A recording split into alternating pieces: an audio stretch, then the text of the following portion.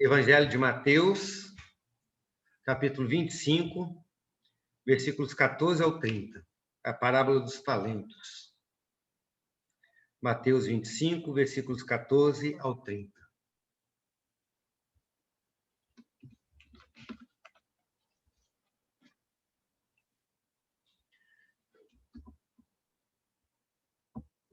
A palavra de Deus diz assim: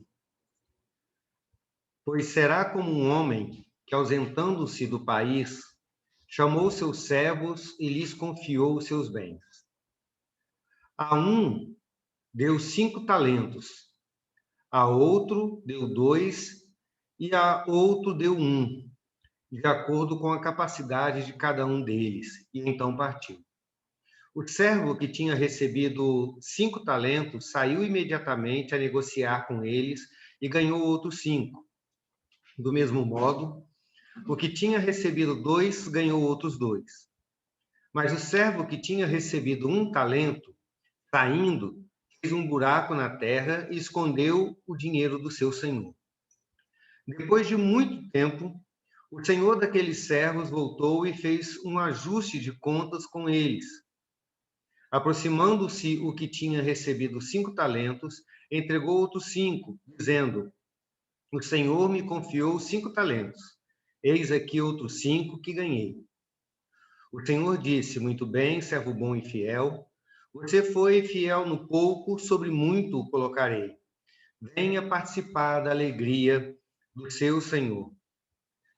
E aproximando-se também o que tinha recebido 2 talentos, disse: o Senhor me confiou 2 talentos, eis aqui outros 2 que ganhei.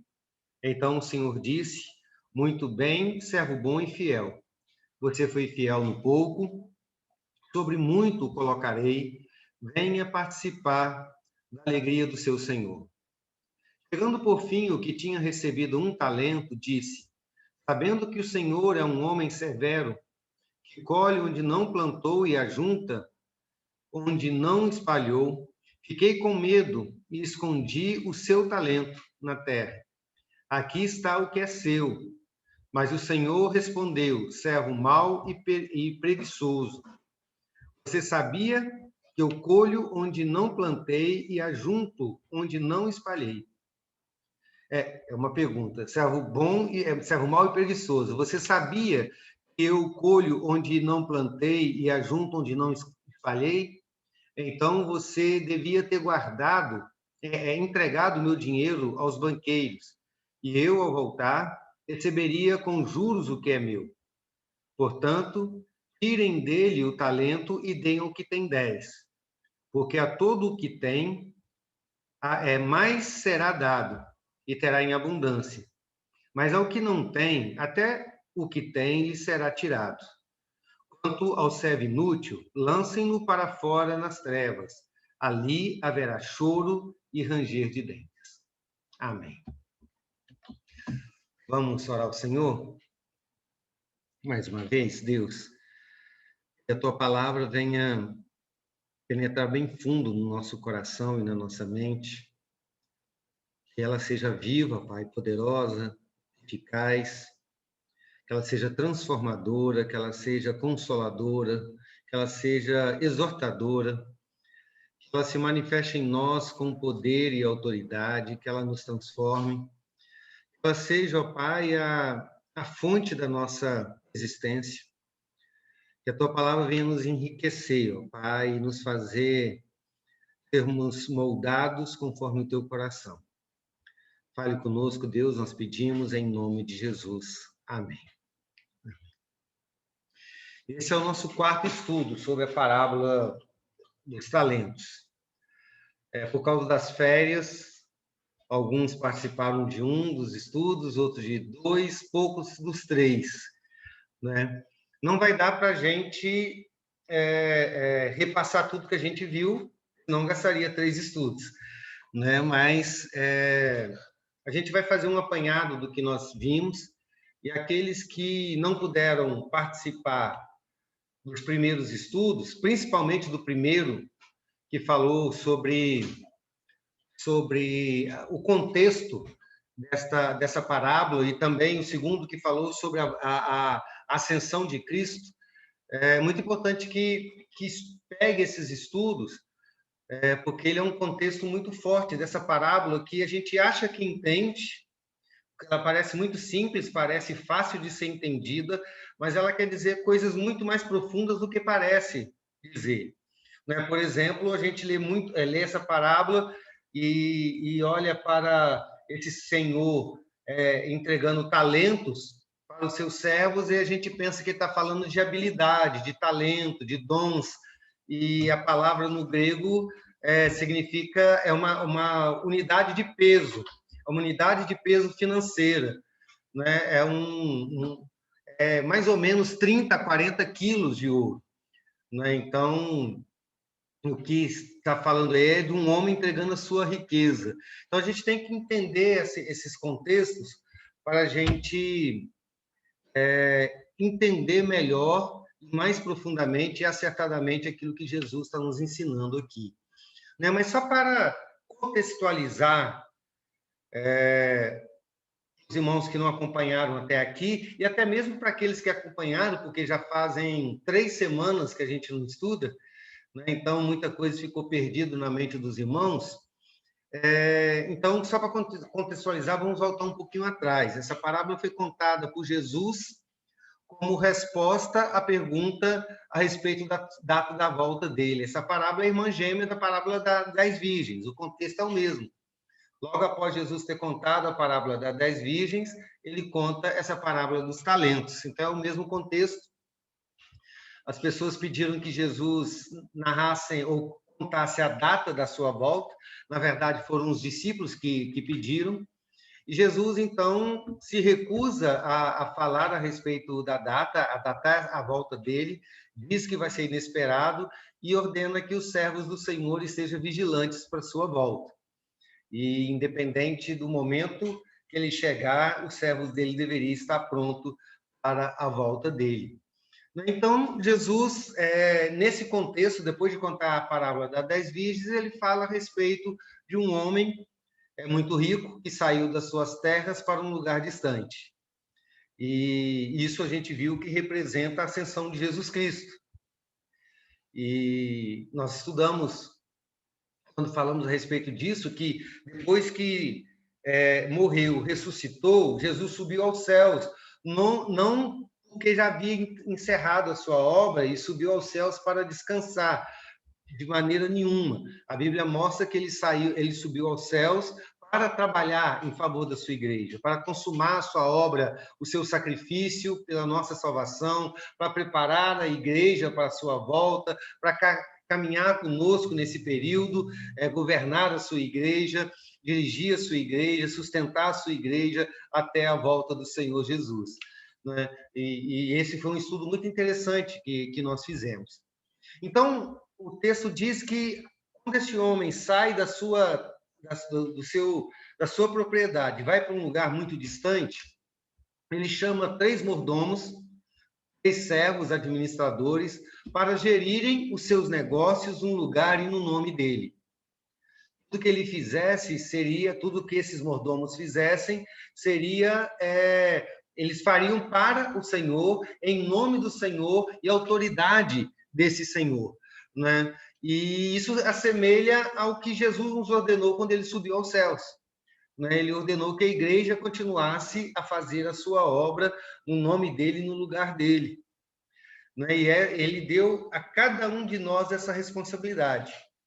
A cada um uma responsabilidade própria. Né? E espera que nós a façamos render. Né? A cada um Deus deu vida, capacidade, oportunidade, responsabilidade, relacionamentos, missão, tudo pertence a Ele. E espera que cada um de nós sirvamos a Ele com tudo o que nós recebemos dele. Que nós usemos tudo o que recebemos para a glória dele. E que nós façamos isso até a volta dele. Quando ele voltar, nós devemos estar fazendo assim. Então, a parábola conta a respeito de 2 mordomos que se dedicaram ao serviço ao Senhor. Foi o nosso último estudo. né?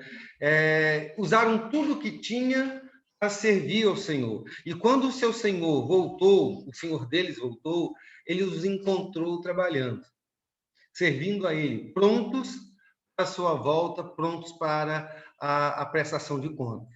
E, de certa forma, queridos, esses dois primeiros servos, eles também, além de representar a igreja que serve ao Senhor, ela representa também o próprio Cristo, porque ele, em toda a sua vida, e com toda a sua vida, fez toda a obra do Senhor. Viveu para fazer a obra do Senhor. De certa forma, Jesus Cristo representa esses dois servos representa Cristo e representa a igreja de Cristo, não é? Que deve continuar fazendo a obra de Cristo, servindo ao Senhor com tudo aquilo que recebeu de Deus. Nós somos mordomos daquilo que temos, porque nada que temos e nada do que somos é nosso e veio de nós e é para nós. Tudo é para a honra, para a glória e para o louvor do Senhor, e devemos servir a Ele. Foi isso que nós vimos até então, né?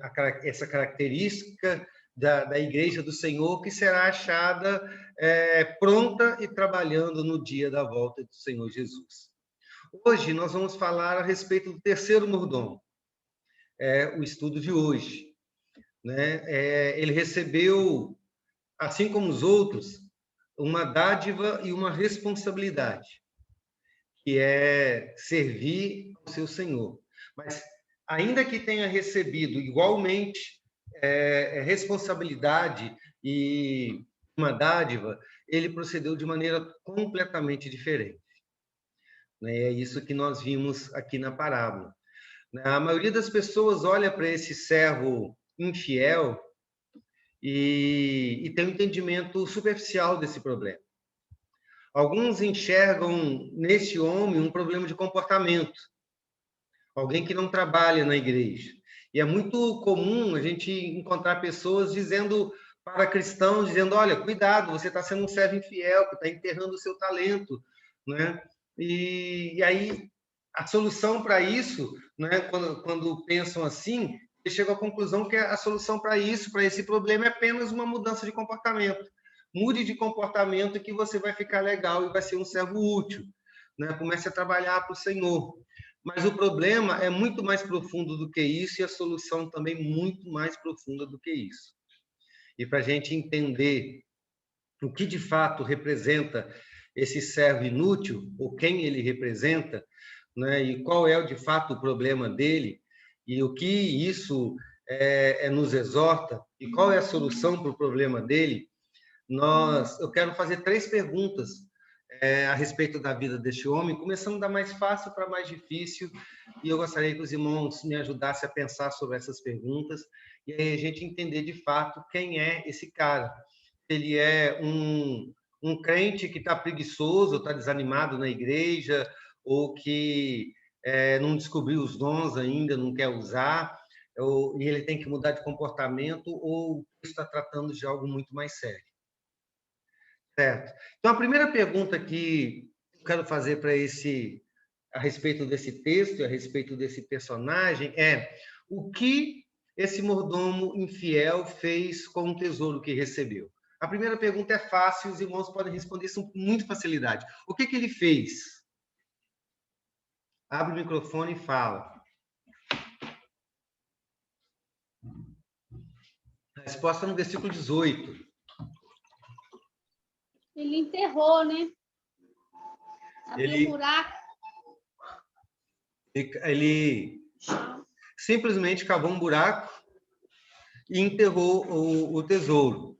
É interessante que isso era muito comum naquela época, nós já falamos isso quando falamos da parábola do tesouro escondido, que era muito comum as pessoas, para protegerem o tesouro e não ser roubado, né, escondia debaixo da terra, num lugar de difícil acesso, somente ele sabia. Era mais seguro assim do que deixar em casa e um ladrão poderia roubar. Então ele fez isso. Agora, é interessante que, ao enterrar o tesouro, este servo não administrou o tesouro. Ele não trabalhou com ele. Ele não investiu. Ele não buscou o lucro para o seu senhor. Então, em todo o tempo em que esse tesouro esteve na responsabilidade dele, e durante todo o tempo em que o senhor havia saído da sua propriedade para um lugar estranho, o que esse servo fez?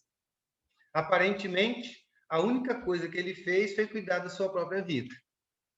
Ele tinha uma responsabilidade muito grande, nós já falamos isso nos estudos anteriores, porque gerir uma fortuna como aquela dá trabalho. Se alguém aqui é rico e tem uma fortuna para administrar, sabe, né, que todas as pessoas muito ricas, que têm grandes empresas, eles não ficam em casa à toa, passeando de jatinho, os caras trabalham muito mais do que a maioria das pessoas, né, para gerir tudo que tem. Então, daria muito trabalho. Então, esse servo decidiu não trabalhar.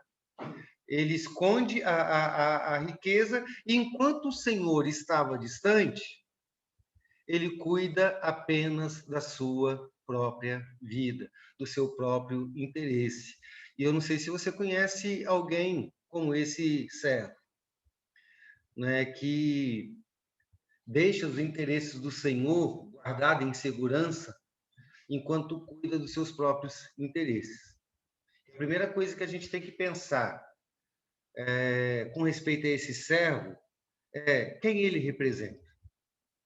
Será que ele representa a mim? Será que eu sou uma dessas pessoas que deixa guardado o tesouro e vai cuidar dos seus próprios interesses? Despreza o fato de que Jesus subiu aos céus e que vai retornar? E que ele deixou tudo aquilo que ele nos deu e toda a obra dele para ser feita? A palavra do Senhor está repleto de ordenanças, de princípios, de mandamentos que nós precisamos cumprir. Será que nós somos destes que, ao desprezar o tesouro do Senhor, despreza o próprio Senhor? Isso é uma coisa para a gente pensar, mas a gente vai aprofundando mais um pouquinho na história desse rapaz. A primeira coisa que a gente sabe, então, é que ele, ao invés de administrar o tesouro, ele simplesmente o enterrou. Agora, a segunda pergunta, um pouco mais difícil, é por que ele fez isso? E eu gostaria que os irmãos respondessem. Por que ele fez isso? Eu acho que ele não deu a devida importância para o seu senhor, como os outros. Ao contrário que os outros, ele teve assim, um respeito, um reconhecimento, digamos a igreja, nós como o nosso Deus, né? O Senhor Jesus é toda a nossa vida. Então, a partir do momento que o cristão encontra Jesus, tem Jesus no seu coração, ele nega-se a si mesmo e ele vai trabalhar em prol da causa do Senhor, do seu servo, do nosso Senhor Jesus Cristo, que é ganhar almas para Cristo. Então, eu creio assim, nesse sentido, o oposto dos outros que foram imediatamente trabalhar, ele foi negligente. Ele não deu a devida importância para aquele senhor, porque ele não sentiu a importância daquele senhor na vida dele. Ele não deu crédito a ele. Então, tem muitos cristãos inventando a igreja, mas não tem o Senhor na sua vida. Ele não vive aquele. Ele não deixa assim, ele se afastar, que diminui a ele e que o Senhor Jesus cresça na vida dele. Então, esse servo fez isso. Ele foi negligente, não deu importância, ele não teve o Senhor importante na vida dele, enquanto que os outros sentiu imediatamente que o Senhor é um Senhor importante para a minha vida. Aquele eu vou administrar bem, corretamente os bens. Eu vou mostrar para ele que eu sou um servo fiel. Amém. Muito bom. É isso que eu penso. Muito bom, Vânia. Alguém mais? Acredito que por medo. Medo do Senhor. É medo do Senhor. Ele não tinha um respeito devido, mas ele obedecia apenas por medo. Assim como alguém que não tem um coração regenerado não vai dedicar sua vida e faz obras, né, apenas por medo ou por egoísmo. Bom. O que mais? Vamos Eu acho, pensar. Pode falar, Suzy. eu acho que, somado a isso tudo também, ele não considerou que o Senhor voltaria e que ele teria que prestar contas. Muito bem. Alguém mais? Pastor, Sim, Liz eu não Keila. sei, eu não sei se medo encaixaria, porque se ele tem medo, porque supostamente o Senhor é muito severo, ele teria feito o oposto. Então eu sei que o Senhor é muito severo. Quando ele voltar, se ele vai criar alguma coisa, eu tenho que me mexer, eu tenho que fazer alguma coisa, porque senão eu vou ser punido. Então eu acho que não era medo do Senhor, não era medo da reação do Senhor. Não sei se realmente se classificaria como medo, porque se fosse medo genuíno, ele agiria diferente. Ele não teria feito o que ele fez. Talvez ele nem teria encarado o Senhor quando ele voltasse, ele teria sumido, sabendo que ele fez uma coisa que não deveria ter feito. Então, não sei se seria medo, eu acho que é mais egoísmo.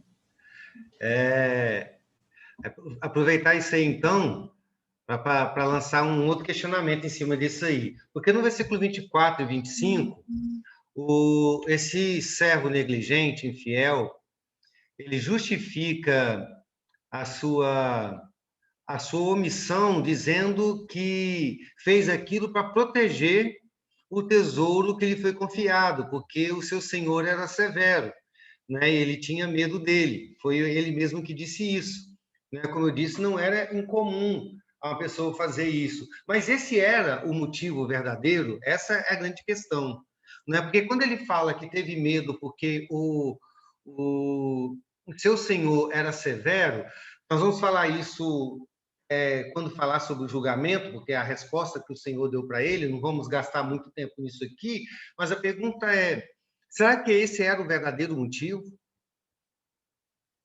Não é? Será que a culpa era do Senhor de ser severo, por isso ele não fez? Não é? Porque é isso que ele quer fazer, transferir a culpa, né? E o versículo 26, eu acredito que nos dá uma boa resposta do porquê esse servo foi negligente. Essa resposta sai da boca do próprio Senhor. Abre o microfone, Liz Keila. Porque ele é mau. Porque ele era mau e... negligente. Não, é escrito negligente na sua versão? No meu tá negligente. Na minha versão tá preguiçoso. Mau e preguiçoso. E preguiçoso. É isso que o texto diz a respeito desse servo. Ele era mau e preguiçoso, né? Então, na verdade, o servo deixou de trabalhar no tesouro e apenas escondeu, não era por precaução, mas sim por preguiça. A palavra ali pode ser traduzida também como negligência, desleixo, indolência, passividade. E você pode, sim, como a Vânia descreveu, colocar isso como fruto de uma não compreensão de quem era de fato o Senhor, né? Falta de compromisso com ele, né? Esse servo, ele era egocêntrico, ele estava centrado em si mesmo, ele tinha a vida centrada em si mesmo e não no seu Senhor, né? Por causa da malignidade do seu coração.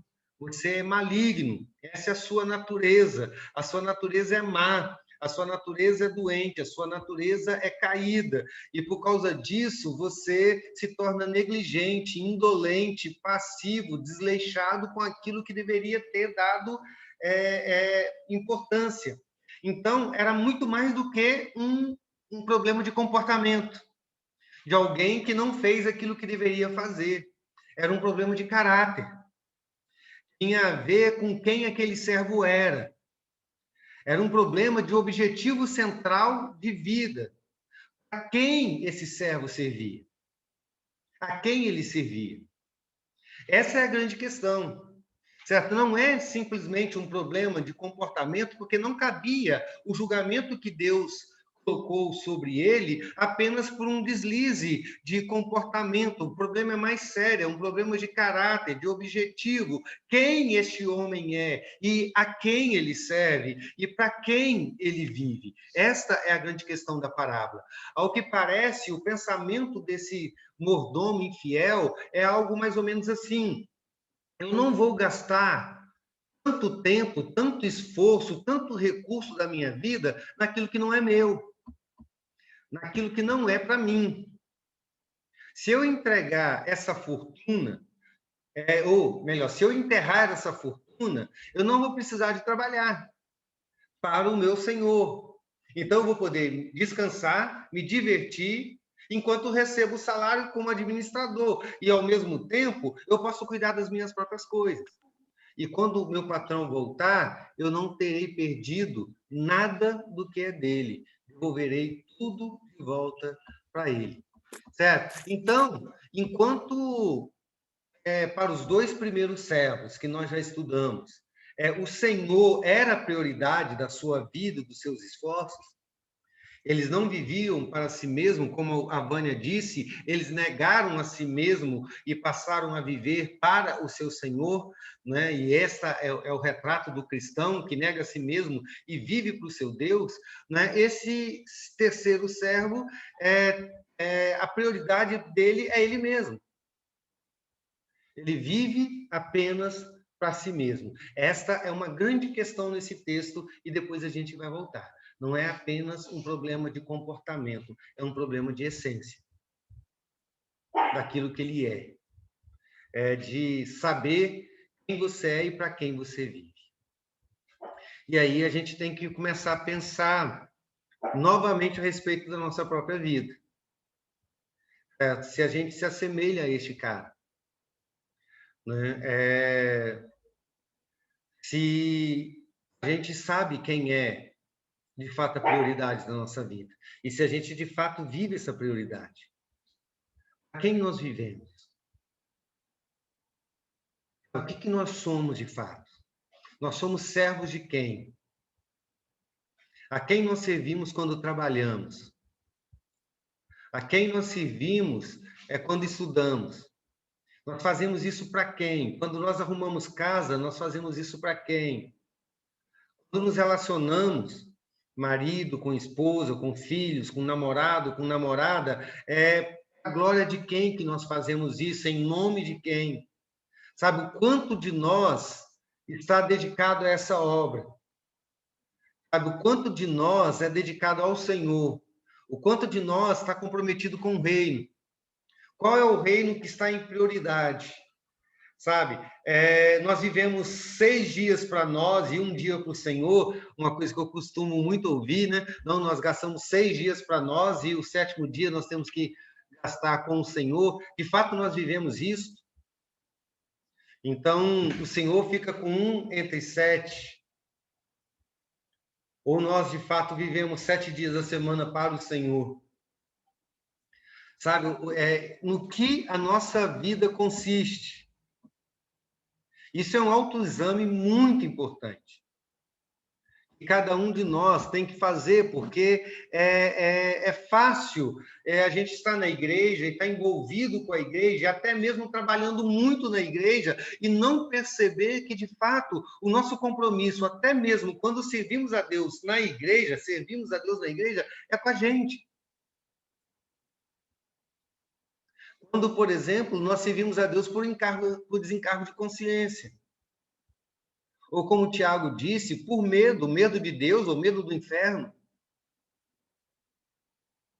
Quando fazemos isso por um senso de religiosidade apenas. Esse texto coloca em xeque o centro da nossa existência. Quem é a prioridade? Para quem eu respiro? Por que eu cuido da minha família? Quando uma pessoa simplesmente decide, por exemplo, eu vou trocar de família, Eu não quero mais o meu marido, não quero mais a minha esposa, eu vou divorciar dele e eu vou arranjar outro. Eu faço isso baseado em quê? Baseado em mim? Eu desisto de lutar pelo meu casamento baseado em mim? Se eu tomo uma decisão na minha vida, eu tomo essa decisão na minha vida baseada em quê? E qual é o objetivo que eu tenho com essas decisões? Servir a mim mesmo? Porque quando eu entendo qual é a prioridade da minha vida, mesmo quando eu sirvo a mim mesmo, eu faço isso para a glória do Senhor. Lembra da oração do Pai Nosso? Nós já estudamos ela várias vezes aqui na igreja, e a gente percebe que quando Jesus nos ensinou a orar, a primeira parte da oração, os primeiros momentos da oração diz respeito a Deus e não a nós. O teu reino, a tua vontade, a santidade do seu nome. E só depois de trabalharmos com profundidade essas coisas que diz respeito a Deus, ao teu nome, tua glória, tua santidade, tua vontade, é que o Senhor Jesus nos ensina a orar por nós. E quando a gente prioriza a glória de Deus, até mesmo quando a gente ora por nós, a glória de Deus continua em primeiro lugar. E aí, quando eu peço o pão nosso de cada dia, eu estou pedindo para mim, para que Deus cuida de mim, mas eu não sou o objetivo central e final desse cuidado. É para que eu viva, para que eu sirva a Ele, como Paulo disse, né? Para mim o viver é Cristo e o morrer é lucro. Né? E eu gostaria muito de subir e estar com o Senhor, mas eu vejo tanta coisa para fazer aqui que eu prefiro estar aqui para cuidar da igreja. Então, por que eu quero continuar vivo? Eu quero continuar vivo porque eu ainda tenho que servir ao Senhor aqui nessa vida. Né? Essa é a grande questão dessa parábola. Daqueles que percebem isso e daqueles que não percebem. Eu volto a repetir, não é apenas um problema de comportamento, é um problema de essência, é um problema de entender o Evangelho, é um problema de compreender o sentido da existência, é o problema de compreender quem Jesus é. Alguém falou isso, falaram isso já, de olhar para Deus e compreender o Senhor, e saber quem Ele é, de reconhecê-lo. Né? Então, reconhecer o Evangelho inteiro, porque quando a gente fala de reconhecer o Evangelho, parte de reconhecermos a Deus e a nós mesmos. A Deus como Criador, Santo e Salvador, e a nós como pecadores, dependentes, criaturas dele, que precisa de salvação. Né? Então, é a partir daí que a gente constrói a nossa vida, através do Evangelho. Então, a grande questão aqui, nesse texto, é o Evangelho, e não o comportamento. Um comportamento de quem, de fato, conhece o Evangelho e o comportamento de quem não conhece o Evangelho. Essa é a grande questão. E aí, falando sobre isso, eu já iniciei a terceira e mais profunda pergunta, já comecei a respondê-la, mas eu vou deixar para os irmãos responder. E a terceira pergunta, que é fundamental para entender essa parábola, é: esse terceiro homem, o terceiro mordomo, era de fato servo do seu senhor? Outra pergunta junto com essa: o que constitui um servo? O título que ele tem, o cargo que ele exerce, o emprego que ele recebeu, ou a essência que o constitui?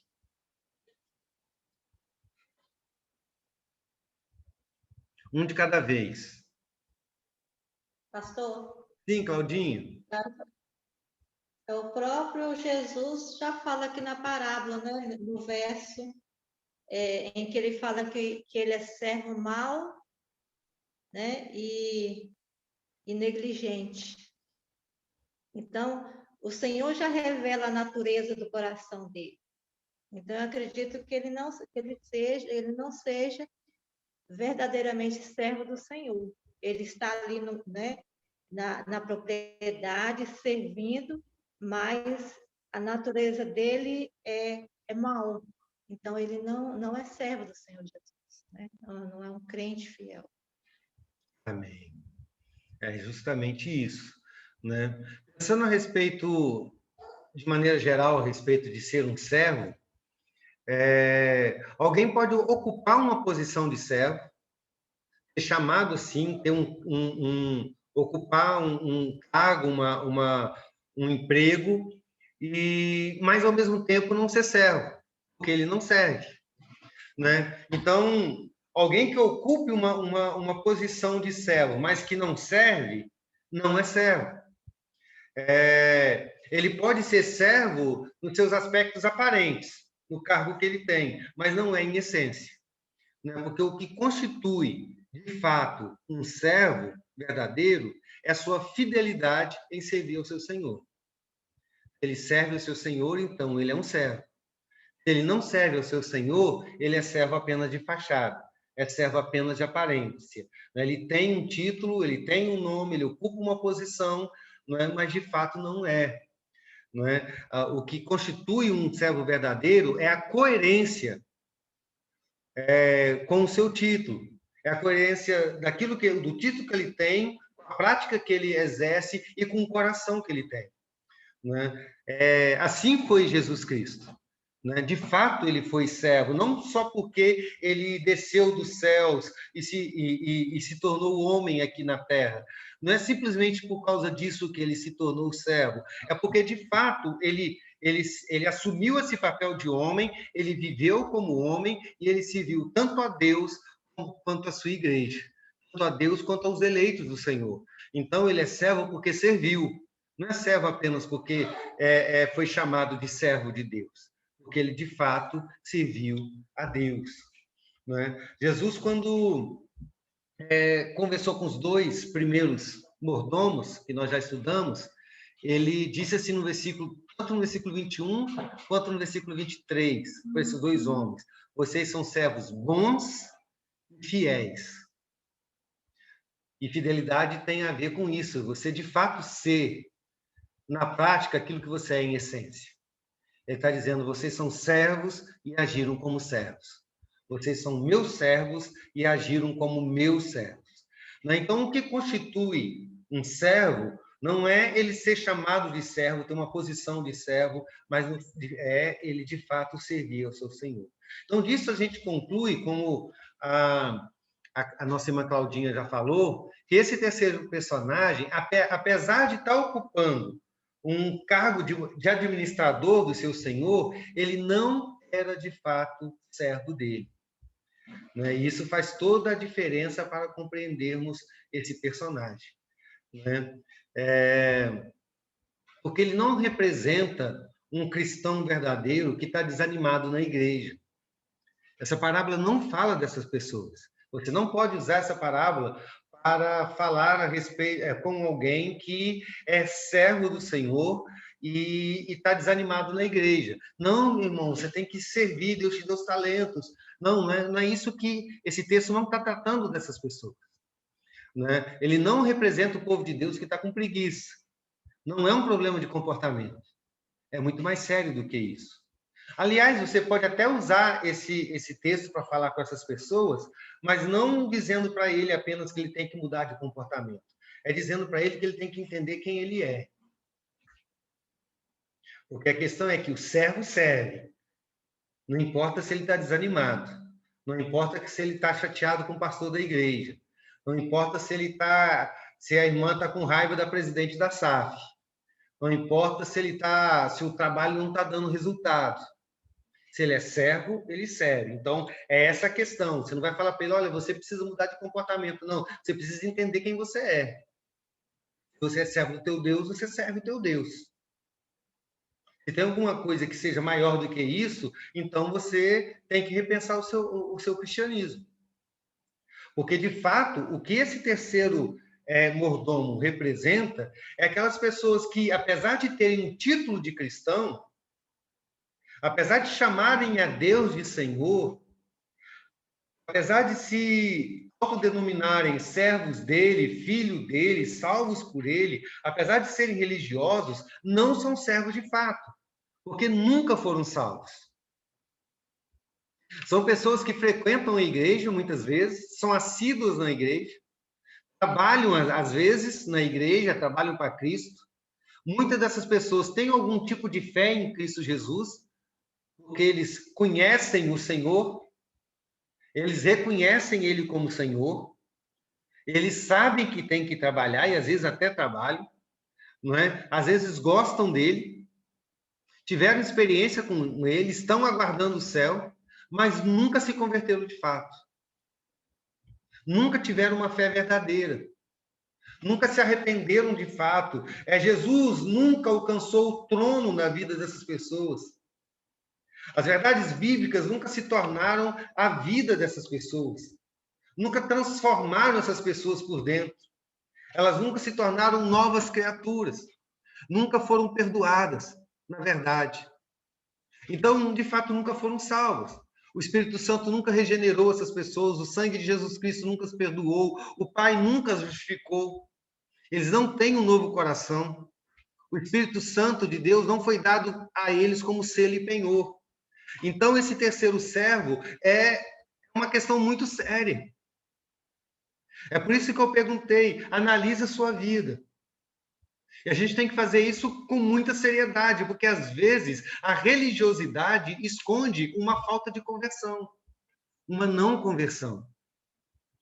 Às vezes o acúmulo de serviço na igreja esconde a nossa negligência de servir a Deus. Porque trabalhamos muito para Deus, mas não servimos a Ele, porque trabalhamos para Ele, porque temos medo dele ser um servo muito rigoroso. E aí temos medo de ir para o inferno. Temos medo de ser achado em falta, aí trabalhamos, mas não trabalhamos porque somos salvos, e o Espírito Santo de Deus nos fez nos enxergar como servos do Senhor, e não encheu encheu o nosso coração de paixão por servir a Deus. Sabe, nós não fomos tomados por este espírito e por essa realidade de que, ao sermos salvos, nós amamos tanto a Deus em resposta ao amor do Senhor, refletindo o próprio amor do Senhor, que não conseguimos mais viver se não for para servir a Ele, e não conseguimos fazer mais nada senão para a glória dele. É muito sério isto. Porque quando a gente estuda a parábola do joio e do trigo, nós vemos que tem muita gente que acha que é trigo, mas é joio. Então, é importante que a gente olhe para esse texto e a primeira coisa que a gente faça é, Senhor, olhar e pedir que o Espírito Santo nos mostre. Eu, de fato, sou servo do Senhor. Por que eu sirvo? Será que eu estou apenas arranjando maneiras de enterrar o meu tesouro? E, de fato, porque ao enterrar o meu tesouro, eu estou servindo a mim mesmo, que eu posso cuidar dos meus próprios interesses, não arrisco aquilo que eu recebi, não me dá tanto trabalho assim, eu me sinto justificado por isso, pelo que eu fiz. Esse é um assunto para o próximo estudo, quando a prestação de conta vai ser na próxima semana. Então, eu me sinto justificado porque enterrei, agora eu tenho aqui para te devolver as obras das minhas mãos. Será que não é isso que nos move? Ou que nos move, de fato, é o Espírito Santo, porque somos a habitação dele. E o Senhor Jesus Cristo nos transformou. Então, isso é muito sério. Um mordomo infiel, negligente, esse mordomo nunca poderia agir diferente do que ele agiu. Porque ele está lutando sozinho. Uma pessoa que nunca foi salva, ele nunca vai conseguir servir a Deus. Eu vou repetir, um cristão que nunca foi salvo, uma pessoa que nunca foi salva, nunca conseguirá servir a Deus de fato. Mesmo que trabalhe na igreja, faça obras para ele, não irá servi-lo de fato. Por que eles não conseguem servir a Deus? porque estão sozinhos, porque não têm o Espírito Santo. Não existe neles poder algum que os leve a ofertar a sua vida a Deus como escravo, que os faça ansiar por Deus, ansiar por servir ao Senhor, que os capacita espiritualmente para servir ao Senhor. E aí, quando Jesus Cristo voltar, essas pessoas não estarão preparadas para o retorno dele. Não estarão servindo ao Senhor. Não estarão cuidando, já vou passar para você, Vânia, estarão cuidando de suas próprias vidas, mesmo que estejam dentro da igreja, mesmo que estejam evangelizando, mesmo que estejam orando. Sim, Vânia. Eu vejo o seguinte, o cristão, quando ele recebe aquela ação do Espírito Santo, ele tem uma resposta, uma outra reação, né? Uma ação e uma reação. Então, quando aqueles servos receberam do seu Senhor aquela ordem, imediatamente eles tomaram atitude. Imediatamente eles foram trabalhar. E eles sentiram e compreenderam aquilo ali. Então, eu sinto esse Espírito Santo falar ao coração do cristão, automaticamente ele tem a reação e a resposta para o Espírito Santo, que ele é servo do Senhor, que ele sentiu e ele tem o Senhor no seu coração. E imediatamente ele vai ter a reação. Você usou uma palavra correta aí, Vânia. Imediatamente, está aí no texto. Eles imediatamente começaram a servir ao Senhor. E a palavra, no grego, ele traz uma ideia, uma força muito grande, de que eles sentiram o peso todo da urgência do trabalho. E não passou um hiato de tempo sequer entre a ordem, o comissionamento e o trabalho. Sabe, eu me lembro muito do apóstolo Paulo, que logo assim converteu, já estava pregando, né? Tanto que depois tiveram que pegar ele e levar para Jerusalém, depois ele vai para o deserto, ele tem que se preparar primeiro, porque ele já foi servindo ao Senhor.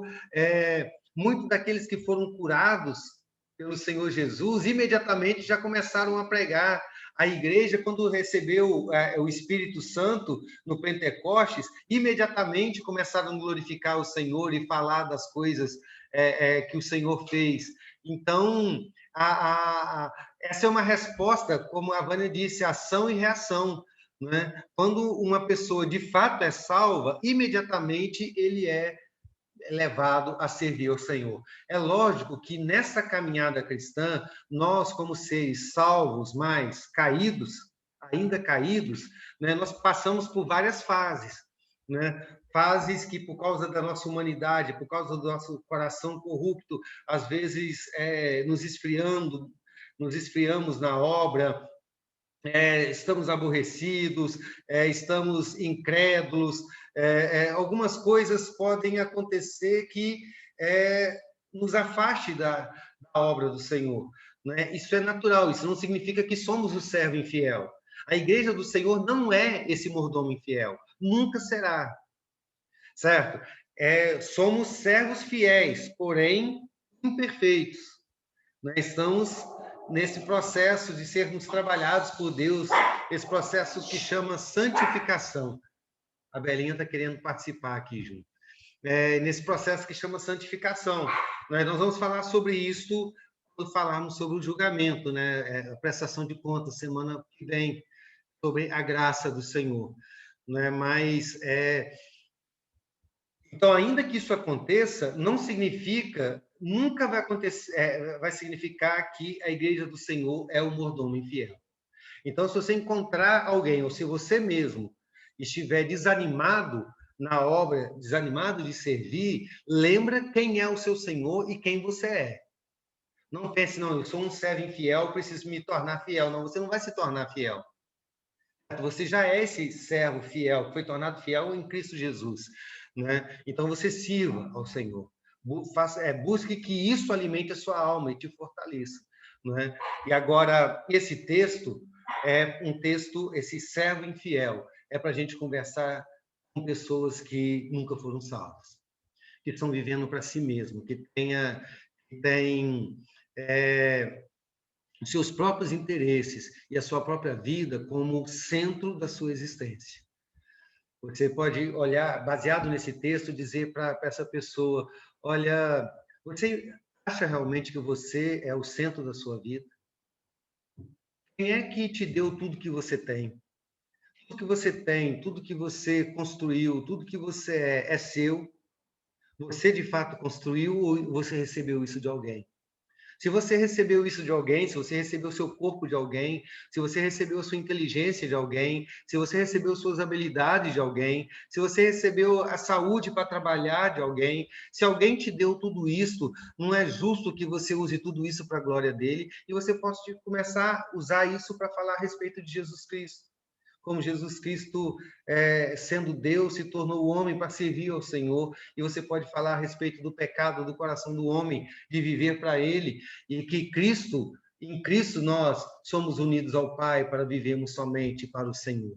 Não é? Então, o servo infiel é um texto para você falar a respeito dos não crentes, que precisam ser salvos. Então, a solução para o servo infiel não é mudança de atitude. Aquela coisa que de vez em quando a gente fala, quando encontra alguém fora da igreja que não é salvo, a gente diz para ele, não, você precisa ir para a igreja servir a Deus. Sabe? Não é uma mudança de atitude. A solução para este servo infiel é a conversão. Ele precisa se render a Cristo. Ele precisa ser salvo por Cristo. Ele precisa ser alcançado pelo Evangelho. Ele precisa ser transformado em servo do Senhor. Amém? Então, quando eu estava começando a estudar a Bíblia, eu sempre anotava as coisas nessa parte branca, por fora da Bíblia. Não tenha pena ou medo de rabiscar a sua Bíblia, não. Bíblia serve para ser rabiscada. Então, escreve duas coisas até agora que você não pode esquecer dessa parábola. Primeiro, que talento aqui não é dom, não é habilidade. Talento é tudo aquilo que Deus te deu para administrar, certo? Corresponde a toda a sua vida, porque talento aqui é dinheiro, é riqueza, é tesouro, é preciosidade, é muito ouro, né? E o segundo, o servo infiel não se trata de um crente desanimado, se trata de alguém que nunca encontrou com Cristo. Não é um problema de comportamento, é um problema de essência. Ok? Pensando nisto, semana que vem a gente vai falar sobre o julgamento final, porque o servo volta. Quarta-feira que vem, Jesus volta e nós vamos prestar conta com ele. Então, quem não estiver aqui no estudo vai perder a volta de Jesus.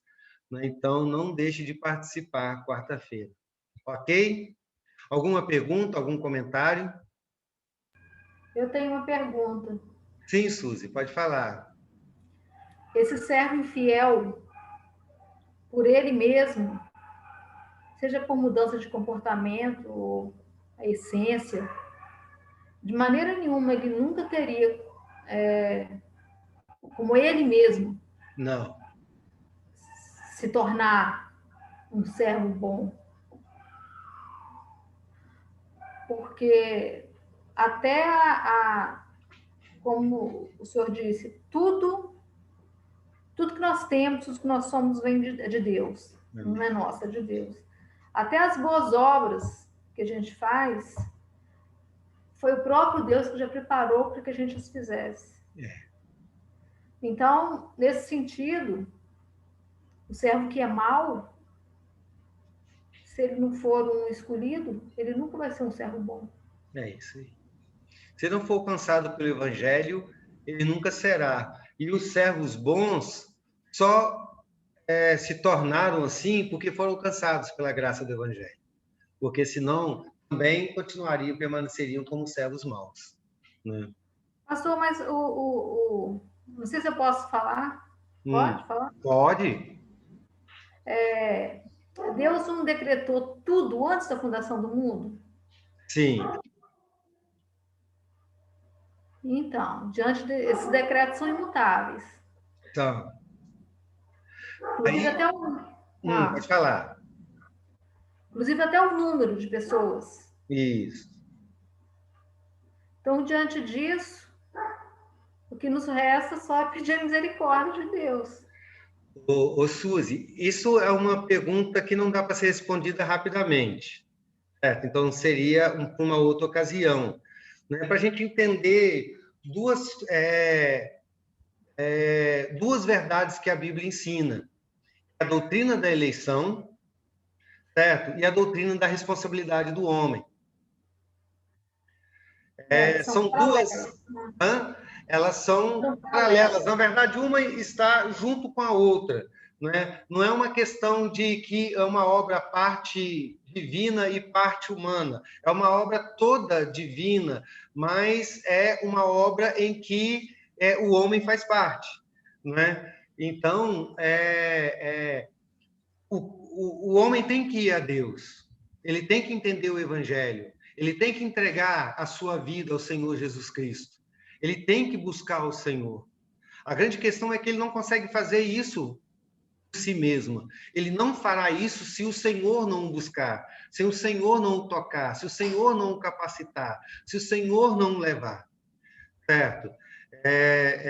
Mas é ele quem vai. É interessante que a nossa confissão de fé, ela trata a respeito disso, de que Deus trabalha na vontade humana, nos regenerando para a salvação, mas ele faz isso de maneira que, quando o homem vai a Deus, ele vai por conta própria.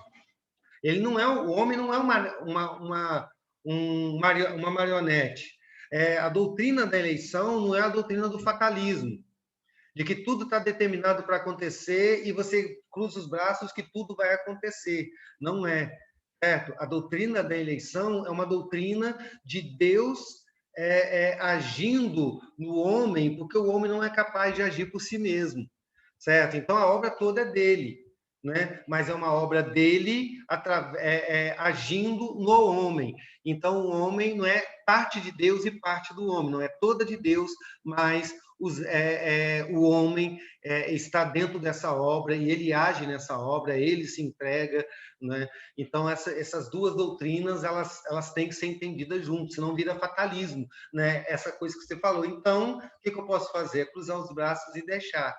Não, isso seria fatalismo, não é a doutrina da eleição, né?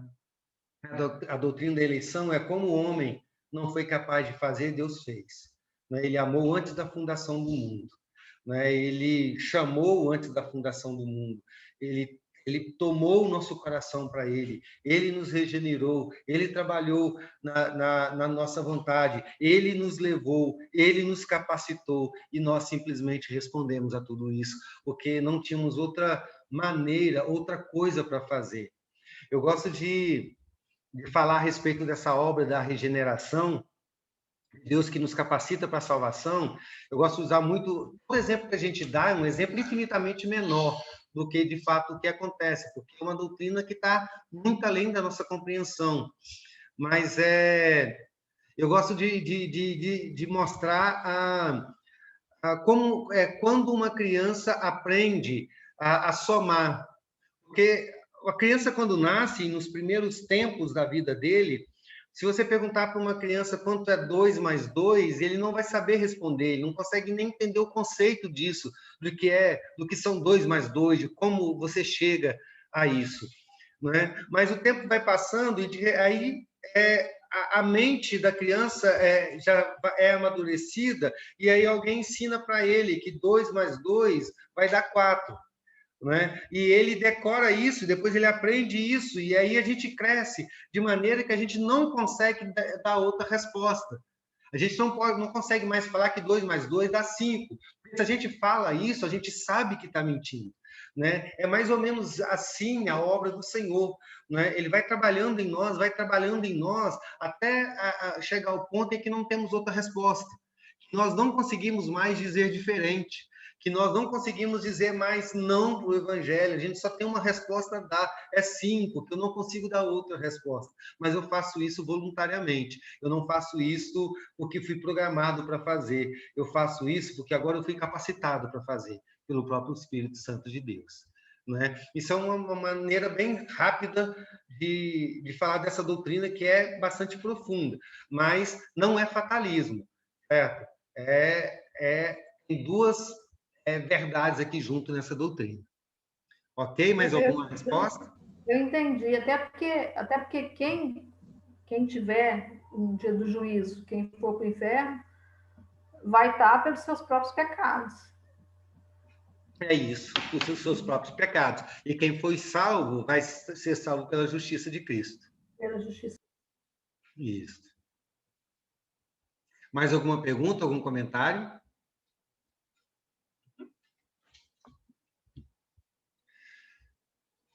Se não, vamos encerrar com uma oração. E eu vou pedir para quem? Vou pedir para...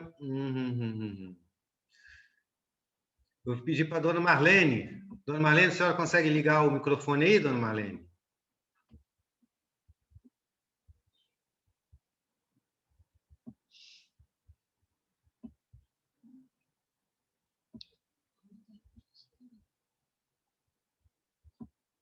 Ah, a Fernanda está ajudando. É a Fernanda que está aí? Só estou vendo um pedacinho do óculos. Ah... Certinho, pastor? Certinho. Torci tanto para o Internacional quanto o Vasco domingo, o Fernando. Eu não torci para o Vasco, não. Eu também não, torci para o Internacional. Dando uma Então tá bom. Fico triste saber. Vai orar, então. O que foi, Thiago? Então vamos orar. Fico triste saber disso. Senhor,